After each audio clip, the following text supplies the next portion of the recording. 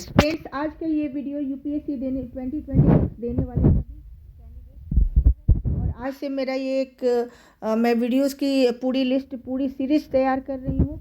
मैं आपको रोज़ नए नए क्वेश्चन, कुछ करंट अफेयर से, कुछ मैथ से रिलेटेड, सारे सब्जेक्ट से रिलेटेड क्वेश्चन की मैं हर दिन प्रैक्टिस करवाऊँगी। और प्लीज़ इन क्वेश्चन को केयरफुली देखिएगा। अभी आपको असर पता नहीं चलेगा जब तक एग्जामिनेशन हॉल में आप एग्ज़ाम नहीं दे देते। तो प्लीज़ मेरे चैनल पे बने रहिए, सब्सक्राइब कीजिए, लाइक कीजिए और शेयर कीजिए। और रोज़ आप प्लीज़ आधे घंटे का अपना टाइम इस चैनल के लिए निकालिए, देखिए। और जहाँ भी आपको कोई डाउट होता है प्लीज़ उसे कमेंट करना ना भूलें, ताकि मैं जितना ज़्यादा हो सके मैं आपको हेल्प करना चाहती हूँ। तो ठीक है, आज का ये स्टार्ट करते हैं। कुछ प्रीवियस ईयर के क्वेश्चन भी लूँगी, क्योंकि क्वेश्चन का पैटर्न समझना बहुत ज़रूरी है। विदाउट आप पैटर्न समझ के कहीं भी आप कुछ भी पढ़े जाएंगे तो उससे कुछ भी नहीं होने वाला।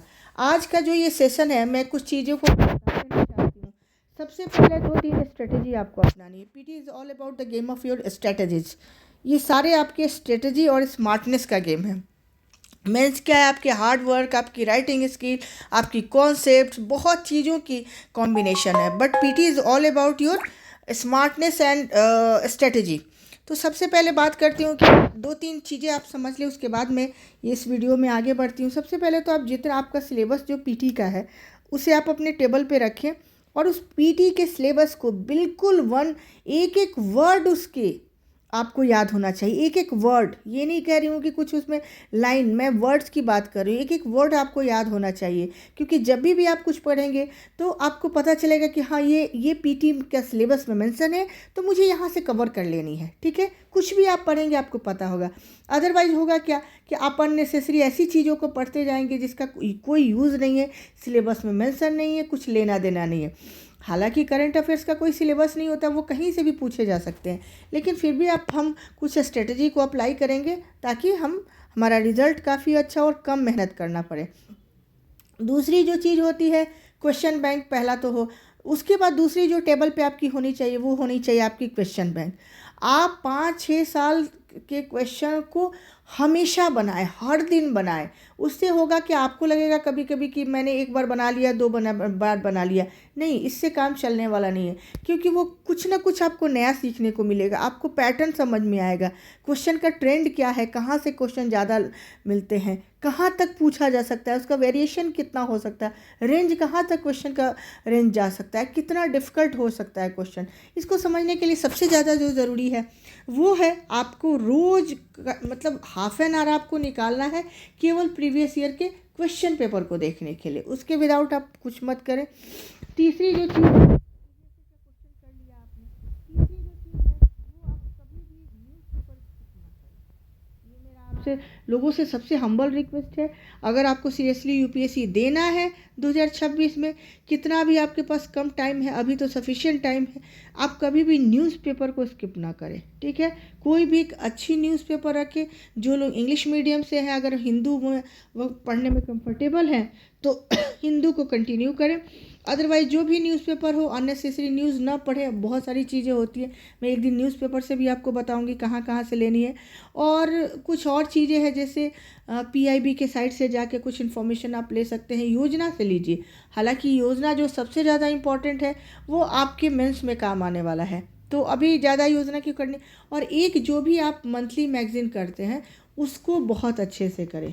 पीटी का सबसे बड़ी अच्छे तरीके यही है। और जितना ज़्यादा आप रिवाइज करेंगे, रिवीजन आपका इसमें बहुत इम्पोर्टेंट है। अब क्वेश्चन करते हैं, मैं इसकी शुरुआत एक लास्ट ईयर के क्वेश्चन से करना चाहूँगी। आपको कुछ कॉन्सेप्ट बताते चलूँगी जो आपके लिए बहुत इंपॉर्टेंट होने वाला है। ठीक है, यूपीएससी हमेशा ध्यान रखिएगा, स्मार्टनेस तो चाहिए बट कॉन्सेप्ट की क्लैरिटी बहुत इंपॉर्टेंट है। तो सबसे पहले एक क्वेश्चन पूछा था मैप से, हालांकि क्वेश्चन था मैप एंड ज्योग्राफी दोनों से क्वेश्चन था, बहुत इंपॉर्टेंट क्वेश्चन था ये जो क्वेश्चन था। और मैं भी जो भी पढ़ाऊँगी कोशिश करती हूँ कि हमेशा मैं कुछ मैप के थ्रू बताते जाऊँ। ठीक है, हो सकता है मैप बहुत एग्जैक्ट ना बने, लेकिन आपके कॉन्सेप्ट को समझने के लिए बहुत ही ज़रूरी है। साइबेरिया में एक क्वेश्चन लेते हैं। साइबेरिया में अनादिर और अलास्का में नोम एक दूसरे से कुछ ही किलोमीटर दूर हैं, किंतु जब इन शहरों के लोग जागते हैं और नाश्ते के लिए तैयार होते हैं तब अलग अलग दिन होता है। अब एक उसके जी ऑप्शन पे हम छोड़ देते हैं, ऑप्शन की बात अभी हम छोड़ देते हैं। सबसे पहले लेते हैं एक तरह से मैं चूँकि ये कंबाइंड मैप होने वाला है, तो सपोज़ कि मैं ये लंदन ले लिया, मैं सपोज़ करती हूँ। आपको पता है यहाँ से ग्रीनविच रेखा निकलती है। ग्रीनविच क्या है? लॉन्गिट्यूड है, ठीक है। लॉन्गिट्यूड क्या डिसाइड करती है? हमको नॉर्थ और साउथ पोल को जोड़ती है और क्या डिसाइड करती है? टाइम जोन डिसाइड करती है। जो भी ग्रीनविच से ईस्ट में जाएंगे उनके टाइम जोन में प्लस होता चला जाएगा, क्योंकि वो ग्रीनविच से आगे हैं। सपोज़ कि अभी ग्रीनविच में 12 बजे दिन बजा हुआ है, ठीक है, 12 बजे, ठीक है। तो अभी इंडिया में है, इंडिया में +5:30, यही है ना इंडिया का टाइम जोन। तो अभी यहाँ 12 बज रहा है, तो 5:30 इंडिया में बज रहा होगा, उससे 5.5 घंटे हम आगे हैं, यही टाइम जोन है, ठीक है। अब ये क्वेश्चन कह रहा है, अब आते हैं, अब यहाँ से आपको ये चली गई मैं यहाँ तक व्लादिवोस्तोक तक, ठीक है, यहाँ रहा व्लादिवोस्तोक, ठीक है, और ये रहा बेरिंग स्ट्रीट, ठीक है। अब मैं पीछे की तरफ जाती हूँ, ठीक है। अब यहाँ से मैं लेती हूँ, this is one is Hudson Bay हुआ, ये यूएस हुआ, यही है ना यूएस, ऐसे ही लेके आते हैं, ठीक है। अब मैंने जैसे इसको पीछे जाएंगे, हालांकि ये थोड़ा ऊपर होगा, तो बात कर रहा है अलास्का, ठीक है, और दूसरे जो है वो साइबेरिया का, इस क्षेत्र की बात हो रही है। तो आप आराम से समझ सकते हैं इस कॉन्सेप्ट को कि जैसे हम आगे साइबेरिया की तरफ जाएंगे तो ये कहाँ चला जाएगा? ये प्लस में चला जाएगा, यानी ये टाइम जोन आगे है, और ये टाइम जोन जो है अलास्का, यही है ना अलास्का, ये अलास्का कनाडा के नॉर्थ वेस्ट का पार्ट है अलास्का, जो यूएस के अंडर में है, ठीक है। अलास्का जब जाएंगे तो ये पीछे हो जाएगा, तो लगभग 1 दिन की दूरी पे दोनों होंगे, क्योंकि लगभग 24 घंटे का डिफरेंस आ जाएगा, ऑलमोस्ट आ जाएगा, ठीक है। तो ये हम देख सकते हैं। तो सबसे पहले जब पूछा जाता है, जब अनादिर में, उसकी जो ऑप्शंस हैं वो सुन लीजिए। जब अनादिर में सोमवार होता है तब नोम में मंगलवार होता है। अनादिर कहाँ है? अनादिर है साइबेरिया, ठीक है। और नोम कहाँ है? नोम जो है ये है आपको अलास्का में। ये बिल्कुल आंसर गलत है, ठीक है। पहला वाला आंसर जो है ऑप्शन वो सही है, और दूसरा, क्योंकि दिन तो अलग अलग हो जाएंगे, 12 घंटे का ज़्यादा टाइम है, दूसरा जो है वो गलत है, क्योंकि अलास्का का जो टाइम जोन है वो पीछे रहेगा। अगर यहाँ मंगलवार होना चाहिए और यहाँ सोमवार होना चाहिए। अब आप इससे कंफ्यूज नहीं होंगे कि इसके बेरिंग स्ट्रीट से आगे जाके फिर यहाँ अलास्का शुरू हो जाएगा, यहाँ से नहीं करना है आपको, ठीक है। ये ग्लोब की तरह लेना है, फ्लैट इसको नहीं समझने की कोशिश। तो केवल 1 जो आंसर है वो सही है, ठीक है। इस क्वेश्चन को, बहुत अच्छा ये क्वेश्चन है और इसको अच्छे से समझेंगे। अब मैं आती हूँ अपने नेक्स्ट क्वेश्चन पे आते हैं, ठीक है। नेक्स्ट क्वेश्चन कुछ मैंने, आप अपना ज़रूर एटलस लेके बैठेंगे तो आपके लिए बहुत अच्छा रहेगा, क्योंकि उससे चीज़ें समझने में आसानी, और यहाँ से अक्सर क्वेश्चन पूछे जाते हैं। इस क्वेश्चन को बहुत ध्यान से, ये भी क्वेश्चन आप देखेंगे। क्वेश्चन जो लिया जाता है मेडिटेरेनियन सी है। हालांकि ये अगर इसके हम ईस्ट में जाते हैं तो वॉर जोन बना हुआ है पूरा मिडिल ईस्ट, तो मिडिल ईस्ट से क्वेश्चन आएगा, बिल्कुल पूछा जाएगा। लेकिन अभी हम कुछ जैसे उसको पेनिनसुला को देखते हैं, या फिर कुछ माउंटेन रेंजेज को देखने की कोशिश करते हैं, ठीक है, माउंटेन रेंजेज। अब सबसे पहले देखते हैं, इनसे अक्सर क्वेश्चन पूछे जाता है यूपीएससी का, ये बहुत ही फेवरेट ये जोन है। तो यहाँ से क्वेश्चन ज़रूर देख लेंगे, और मैचिंग में पूछा जाएगा क्वेश्चन। जैसे एपेनिज है, ठीक है, सॉरी एक मिनट, जैसे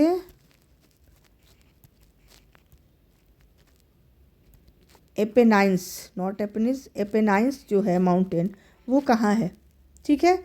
एपेनाइन जो है वो इटली में है, ध्यान रखेंगे बिल्कुल। एपेनाइन इटली में, इसको भूलना नहीं है आपको, ठीक है। आइबेरियन पेनिनसुला, ये कंफ्यूज बिल्कुल नहीं होना है। आइबेरियन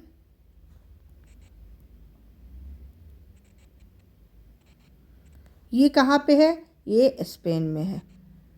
आइबेरिया से आप ये अरेबियन नहीं समझेंगे तो बिल्कुल याद रखेंगे, ठीक है।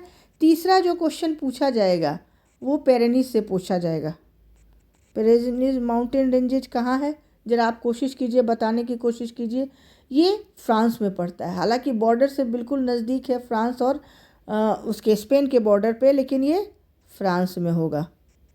ठीक है, उसके बाद आल्प्स जो है, ये क्वेश्चन आपके लिए मैं ये क्वेश्चन देती हूँ कि आल्प्स जो पर्वत है, रेंजेज है, वो 6 देशों में है। उन 6 देशों के आपको नाम बताना है। कमेंट करके ज़रूर नाम बताएं, तब मुझे लगेगा कि ये मेरा यूज़फुल है। आल्प्स 6 देशों में आल्प्स पर्वत श्रेणी है, उसको आप जाके एक बार दिखा लेंगे। एक साल क्वेश्चन पूछा गया है, काफ़ी पहले का शायद क्वेश्चन है, बेलियारिक आइलैंड पूछा गया है। बेलियारिक आइलैंड्स जो है वो कहाँ है, आपको पता होना चाहिए, मेडिटेरेनियन सी में। ठीक है, अब थोड़ा देखने की एक दो जगहों को देखने की कोशिश करते हैं, क्योंकि यहाँ से एक कन्फ्यूज़न क्रिएट हो जाता है। ये हम लेते हैं, एक रफली फिगर बना लिया, ये है ब्लैक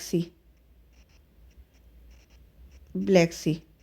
ओके, और ब्लैक सी के पास एक, जैसे ब्लैक सी है, वहाँ पे लैंड जुड़ते हैं। सपोज़ कि ये लैंड है ब्लैक सी, यहाँ से वो है स्ट्रीट है जिसको हम कहते हैं बॉस्पोरस। ओके, बॉस्पोरस के बाद जैसे हम आएंगे एक स्ट्रीट, ये एक और, ये बॉस्पोरस है, ये एक और सी हो जाता है। इसको क्या कहते हैं, मार्मरा सी। मार्मरा सी, ठीक है। और मार्मरा सी के बाद में एक स्ट्रीट आता है यहाँ पे, जो दूसरे जगह से इसको कनेक्ट करती है। ठीक है, इसको कनेक्ट करती है आपको एजियन सी से। एजियन सी से, ठीक है। अब एजियन सी से कनेक्ट करती है, तो यहाँ जो है वहाँ कौन सा स्ट्रीट है, इस स्ट्रीट का आप नाम बताएंगे मुझे, इस स्ट्रीट का नाम बताएंगे। ठीक है, जो जल संधि स्ट्रीट, मतलब दो वाटर बॉडीज़ को, बहुत बड़े वाटर बॉडीज़ को जोड़ने वाली जो सीमा, वो जो होती है, बीच की जो जगह होती है, उसको वाटर स्ट्रीट कहते हैं। ठीक है, स्ट्रीट मतलब आप और स्ट्रीट से मत लेंगे। ठीक है, अब इसको देखते हैं, थोड़े से और चीज़ों को देखते हैं।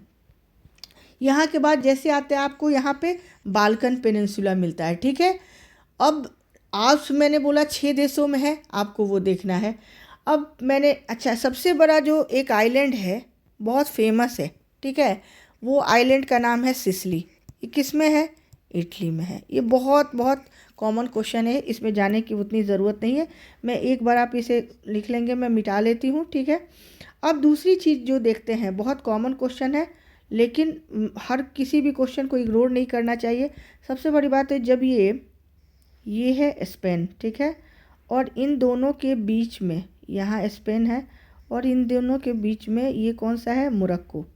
ठीक है, ये अफ्रीका की बात करते हैं, ये है मोरक्को। इनके बीच में एक और स्ट्रीट है, बताएं इस स्ट्रीट का नाम बता सकते हैं? इस स्ट्रीट का नाम है जिब्राल्टर। तो जिब्राल्टर जो है, ठीक है, ध्यान रखेंगे, मोरक्को और स्पेन के बीच है। जिब्राल्टर मोरक्को और स्पेन के बीच है। यहाँ पे कोई कन्फ्यूज़न नहीं क्रिएट होनी चाहिए, आप इसको पूरा समझ चुके होंगे। आल्प्स को देख लेंगे एक बार। ठीक है, अब आते हैं अपने नेक्स्ट क्वेश्चन को, एक और क्वेश्चन को लेते हैं। एक क्वेश्चन पूछा है नॉर्थ साउथ, ये उसका इंडिया से इनने एक प्रपोज़ल रखा, प्रपोज़ल नहीं, इस पे काम हो रहा है, नॉर्थ साउथ ट्रेड कॉरिडोर या ट्रांसपोर्ट कॉरिडोर। ये कॉरिडोर क्या है कि जितने भी एक जो सुएज कैनाल, अरेबियन सी है, सपोज ये इंडिया है, ठीक है, ये इंडिया है, अरेबियन सी के बाद से ये आपको ये जो जगह है, ये कौन सा रूट है, ये है सुएज कैनाल। ठीक है, सुएज कैनाल। अब ये सुएज कैनाल चूँकि बहुत इसका अलग है, ये बहुत ही ज़्यादा यहाँ जाम रहता है, बहुत सारी चीज़ों की मोनोपोली होती है, तो यहाँ से इसको बाईपास करने के लिए इंडिया, रसिया ने और ईरान ने एक प्रपोज़ल रखा। तीनों ने एक सहमति बनी और एक क्वेश्चन भी लास्ट ईयर आया हुआ है। तो ये जो क्वेश्चन है वो नॉर्थ साउथ कॉरिडोर से है। अब ये मुंबई के पास होता है, यहाँ से ये जाएगा, ये पूरा क्या है, ये अरेबियन सी है। यहाँ से आपको पता है ये जो जगह है ईरान है, चाबहार पोर्ट यहाँ है, यहाँ, ठीक है। तो यहाँ से होते हुए यहाँ जाके और ये मॉस्को के पास से चला जाएगा। तो इनसे क्या करना है कि यहाँ सेंट्रल एशिया के कुछ देश हैं, किर्गिस्तान, ताजिकिस्तान, जो भी ये देश हैं उनको भी लेगा। हालांकि कम्प्लीटली अभी ये मेंबर्स नहीं बने हैं, लेकिन इनको ऐड किया जाएगा। और यहाँ ईरान के बाद से, ठीक है, अजरबैजान, जो बाकू बहुत फेमस है, ऑयल फील्ड है बाकू में, वहाँ से होते हुए ये रसिया को चला जाएगा। तो इसमें 3 लीडिंग कंट्रीज़ है, जो क्वेश्चन भी पूछा है। जो कंट्रीज़ है यहाँ पे इंडिया है, यहाँ पे आपको ईरान हो गया, और ये जो हो गया यूरेशिया क्या हो गया, ये रशिया हो गया। तो ये तीनों क्वेश्चन, इस पे ठीक से आप इन क्वेश्चन को बहुत अच्छे से देख लेंगे, क्योंकि यहाँ से क्वेश्चन पूछे जाएंगे। यहाँ से ऐसा नहीं हो सकता कि क्वेश्चन नहीं पूछे जाए। तो इन क्वेश्चन को आप बहुत केयरफुली देख लेंगे। अब मैं बात करती हूँ कुछ और, नेक्स्ट क्वेश्चन की लेती हूँ। एक सैटेलाइट अभी लॉन्च किया गया है इंडिया और नासा के द्वारा, इनका कलेक्टिव एफर्ट है दोनों का। उसका नाम है निसार। क्या नाम है? निसार,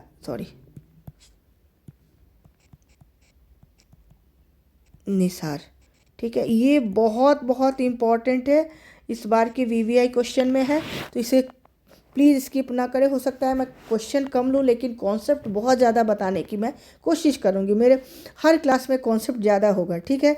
इसका जो फुल फॉर्म पहले पूछना चाहिए, क्योंकि जब जैसे भी अगर इजी क्वेश्चन तभी हो सकता है जब जैसे वह स्टेटमेंट में दिया हो, आपको सारे उसके ऑप्शन पता है, तो थोड़ा इजी लगता है। अदरवाइज़ नहीं। जैसे इसका जो है सिंथेटिक अपर्चर रडार सैटेलाइट, ठीक है।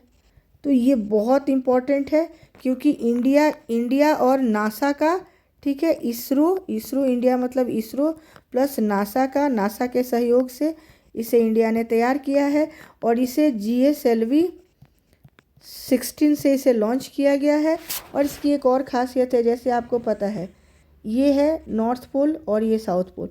तो इसकी जो डायरेक्शन होगी north pole to south pole, या यूँ कह सकते हैं south pole to north pole. तो ये 24 घंटा किसी भी वेदर में काम करेगा, चाहे दिन हो या रात हो। क्योंकि ये जो इसकी सबसे बड़ी खासियत है, ये 747 किलोमीटर के यहाँ पे किया गया है। इसको सन सिंक्रोनस पोलर ऑर्बिट में स्थापित किया गया। इसको ध्यान रखना है, सन सिंक्रोनस पोलर ऑर्बिट में इसको स्थापित किया है।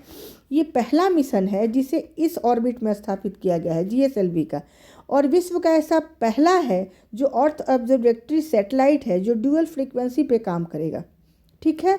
ये ड्यूअल फ्रीक्वेंसी, इसकी सबसे बड़ी जो उपयोगिता होगी वो हर जगह काम करेगा। ये लैंड पे भी काम करने वाला है, लैंड में हर जगह ये काम करेगा, चाहे भूमि के नीचे की बात हो और अर्थ के नीचे की बात हो, ओशन की बात हो, सी लेवल की हो, माइनिंग की हो, क्रॉप को देखना हो, या फिर नेचुरल जो कैलेमिटीज होते हैं, भूस्खलन, चक्रवात जितने, उनको भी ये ऑब्जर्व करेगा, उनके बारे में भी ये रिपोर्ट देगा। और सबसे बड़ी बात है कि जो क्लाइमेट चेंज है उसके बारे में भी ये रिपोर्ट देगा, जिससे काफ़ी अवेयरनेस होगा और उसका यूज़ हम फ्यूचर के लिए कर सकते हैं। तो इसलिए ध्यान रखना है इसके लिए। इसमें 2 बैंड होते हैं, L बैंड और S बैंड, ठीक है। दोनों, एक ने इसरो ने तैयार किया है और एक की जो तैयार किया है वो किया है आपको नासा ने। तो इसको आप ध्यान में रखेंगे, कभी कोई कन्फ्यूज़न नहीं होनी चाहिए। बहुत इंपॉर्टेंट क्वेश्चन है, निसार को आप अच्छे से देख लेंगे। अब की और क्वेश्चन की बात करते हैं। आज ये पहला मैं ले रही हूँ, या इस पे वीडियो बना रही हूँ, तो हो सकता है अगर कोई थोड़ी सी भी आपको कहीं भी कन्फ्यूज़न हो, या फिर मेरे से कोई भी ऐसी एरर हो गया हो, तो प्लीज़ उसके लिए मैं पहले ही सॉरी बोल देती हूँ। अब थोड़े और क्वेश्चन देखते हैं। जैसे क्लीन एयर जो होता है, सर्वे होता है, ठीक है, स्वच्छ वायु सर्वेक्षण होता है। इसके उद्देश्य क्या है, सबसे पहले आप जानने की कोशिश करते हैं। क्लीन एयर सर्वे जो होता है उसका उद्देश्य क्या है? उसका जो मेन उद्देश्य है वो है कि 2014 को, ठीक है, 2014 को बेस ईयर मानते हुए, उसको बेस ईयर मानते हुए 2025-26 तक, ठीक है, 2025-26 तक जो PM10 का जो रेशियो है, PM10 का जो लेवल है, नॉट रेशियो, उसको 40% तक करना है। मतलब उससे बहुत ज़्यादा हो चुका है, उसकी 40% तक कमी लानी है, नॉट इतना कमी लानी है। अब एक और क्वेश्चन होता है एयर क्वालिटी इंडेक्स AQI जो होता है, आप हर दिन न्यूज़ में सुनते होंगे, स्पेशली फॉर दिल्ली NCR के लिए बहुत कॉमन वर्ड है। यहाँ के लोग सवेरे उठने के बाद सबसे पहले देखते हैं अपने बालकनी में देख के, और चीज़ बाद में, न्यूज़पेपर बाद में देखते हैं, सबसे पहले ये देखते हैं कि कैसा है पॉल्यूशन का लेवल, क्या है आज। ठीक है, तो आप समझ सकते हैं कितनी सीवियर कंडीशन है। और ये शायद अब कहा जा रहा है कि परमानेंट रहेगा, ऐसा नहीं है कि सिर्फ विंटर में रहने वाला है। तो आपको इस पे बहुत अच्छे से पढ़ के जाना है। एयर क्वालिटी इंडेक्स, इसमें 6 गैसें होती हैं। सबसे ज़रूरी, ये पूछा जाएगा आपसे, किसी भी रूप में पूछा जाए, लेकिन ये क्वेश्चन पूछा जाएगा। सबसे पहले होता है PM10, ठीक है, पार्टिकुलेट मैटर 10। उसके बाद होता है PM 2.5, ठीक है, सस्पेंडेड पार्टिकल्स हैं जो हवा में लटकते रहते हैं। उसके बाद O3 सॉरी, O3 जो होता है, एक मिनट, सॉरी,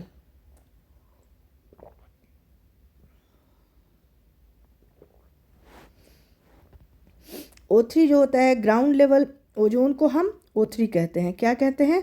ग्राउंड लेवल जो ओजोन होता है उसे हम O3 कहते हैं। इसके ध्यान में रखना है।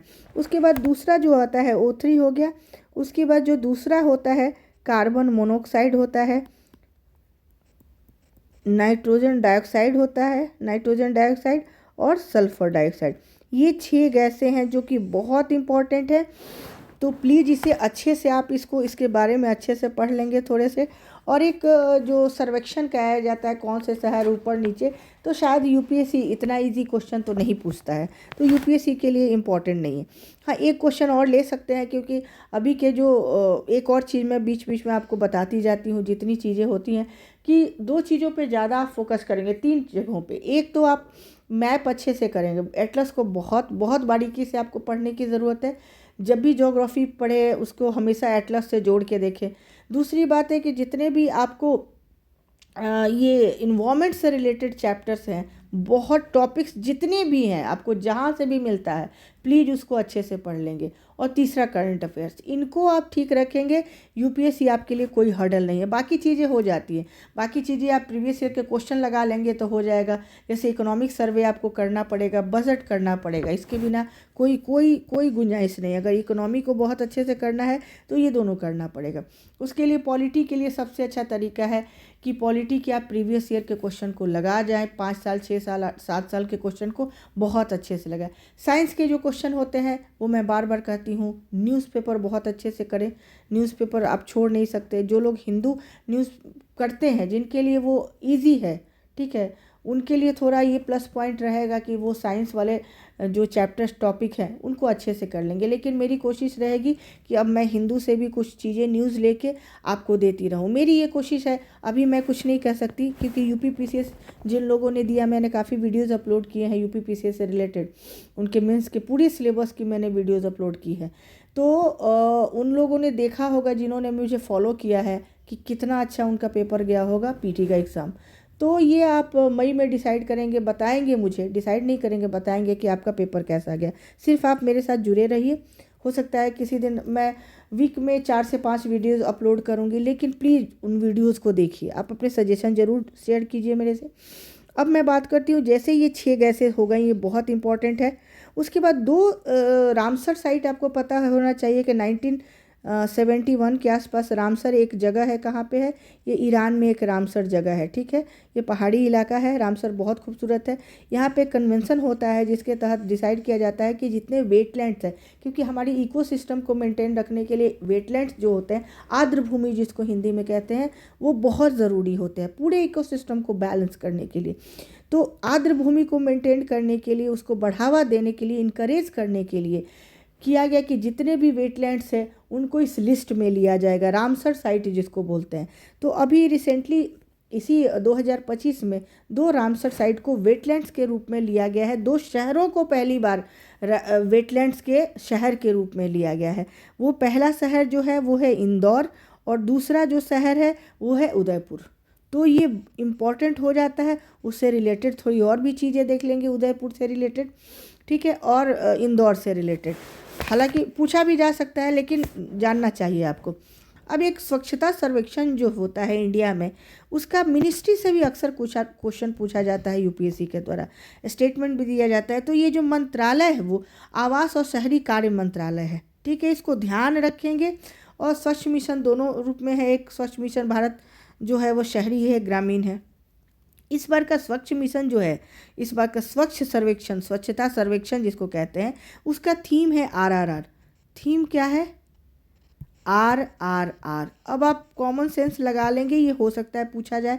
रिड्यूस, कोई भी चीज़ है, जितनी चीज़ें हम यूज़ करते हैं उसको रिड्यूस करना है, कम करना है, उसको रीयूज़ करना है, फिर से उसको करना है, और रिसाइकल करना है।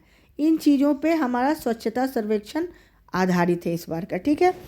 अब एक और पहली काम किया, हालांकि जैसे जितने शहर हैं भारत में उनको क्या किया जाता है, उनको उनकी जनसंख्या के आधार पर डिवाइड किया जाता है। तो एक बार थोड़ा सा क्विक रिवीजन करते हैं।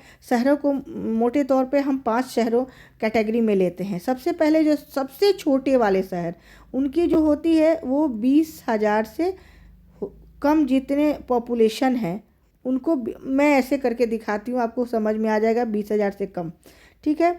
अब दूसरी जो कैटेगरी होती है छोटे शहर, ये बहुत छोटे शहर हैं। उसके बाद जो दूसरी कैटेगरी होती है वो होती है छोटे शहर, उनकी कहाँ से शुरू होते हैं? 20,000 to 50,000, ठीक है। तीसरी जो कैटेगरी होती है जिसको हम मध्यम शहर कहते हैं, उसकी कैटेगरी 50 तो यहाँ है आपके पास। पहले क्या किया जाता है, 51 पे शुरू किया जाता था, अब ऐसा नहीं है। 50,000 जो होता है उसके बाद उसको 3 lakhs किया जाता है। ये मध्यम शहर है, ठीक है, इसको ध्यान रखेंगे, मध्यम शहर है 3 लाख तक। उसके बाद बड़े शहर की जो है परिभाषा वो है 3 लाख से 10 लाख के बीच में, ठीक है। 10 लाख आजकल तो कब के पार हो चुका है, मैक्सिमम शहर 10 लाख से ऊपर ही है। और जो सबसे बड़ी है, जो 10 लाख से ऊपर के शहर हैं, इससे जो प्लस में जाते हैं, ठीक है, उनको हम क्या कहते हैं? मिलेनियम शहर।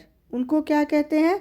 मिलेनियम शहर की कैटेगरी में रखते हैं। तो ये आपको ध्यान रखना है, मिलेनियम शहर, और आप मिलेनियम प्लस कहते हैं, और आपको बताना है मिलेनियम प्लस शहर कितने हैं इंडिया में। ये आपके लिए एक टास्क है, ठीक है। तो आज की ये जो वीडियो है आज मैं समाप्त करती हूँ, क्योंकि बहुत ज़्यादा लंबा हो जाएगा। लेकिन प्लीज़ अगले जब भी आप मेरी वीडियोस को देखें तो एक बार एटलस लेके बैठे, ताकि आपके लिए बहुत कन्वीनियंट होगा कॉन्सेप्ट को समझना, और मेरे लिए भी होगा। तब तक के लिए आज के लिए थैंक यू।